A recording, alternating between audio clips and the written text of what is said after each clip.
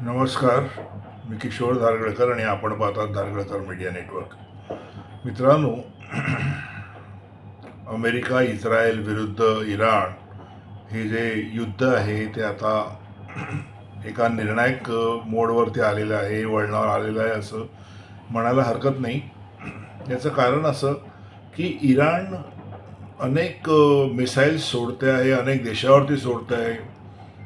अमेरिकेचे जिकडे जिकडे तळ आहेत तिकडे सोडते आहे, तिकडे नुकसान करते आहे. इस्रायलवरती सुद्धा त्यांनी बऱ्यापैकी हल्ला करून नुकसान केलेलं आहे.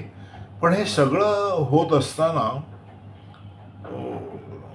ट्रम्प जे आहेत त्यांचा जर तुम्ही कॉन्फिडन्स पाहिला तर मलाही आश्चर्य वाटतं की हा माणूस इतकं होऊन सुद्धा, म्हणजे खरं तर अमेरिकेला अपेक्षा नव्हती की हे युद्ध इतकं पसरेल.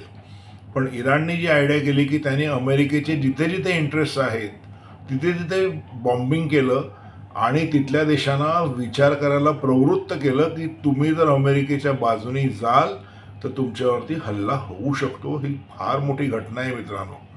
ही एक अशी स्ट्रॅटेजी आहे युद्धाची जी आजपर्यंत कोणी वापरलेली नव्हती, जी इराणने वापरलेली आहे आणि त्याची तारीफ त्याकरता करायला हवी.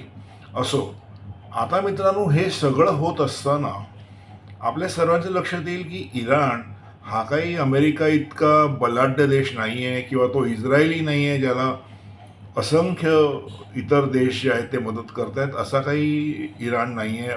ऑन द कॉन्ट्ररी, त्यांनी अरब कंट्रीजवरती हल्ला केल्यामुळे तिथून समजा त्याला काही मदत मिळाली असती तीही त्याला मिळत नाही.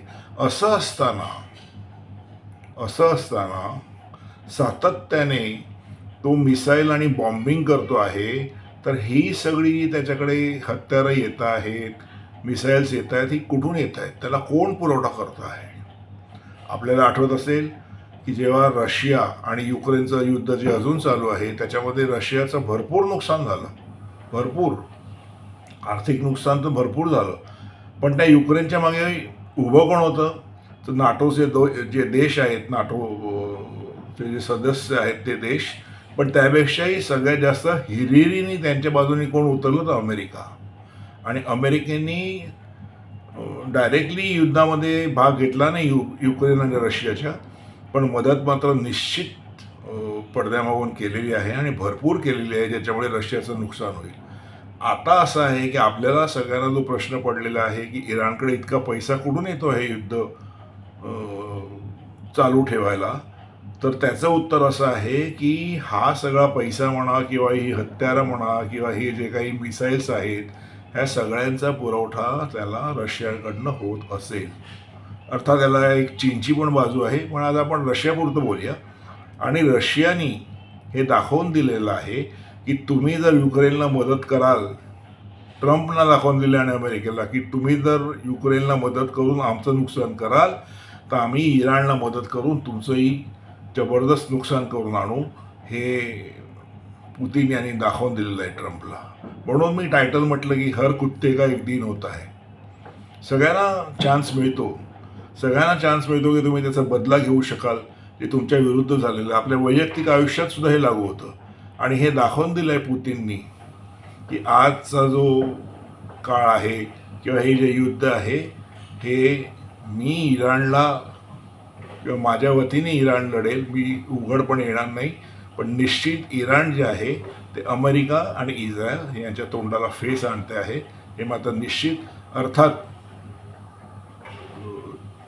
रशिया असू दे, चीन असू दे, हे उघडपणे आज जरी इराणबरोबर येत नसले, कारण राजकीय आणि आर्थिक परिस्थिती आज जगाची अशी आहे की कोणी सहजासहजी येणार नाही, समोर येऊन लढणार नाही ह्या युद्धामध्ये.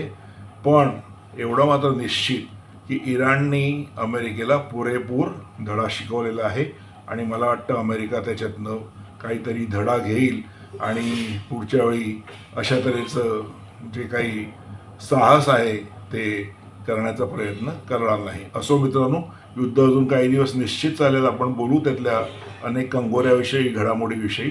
आज इथेच थांबतो. माझा व्हिडिओ जर तुम्हाला आवडला तर लाईक करा, शेअर करा, माझ्या चॅनलला सबस्क्राईब करा. धन्यवाद.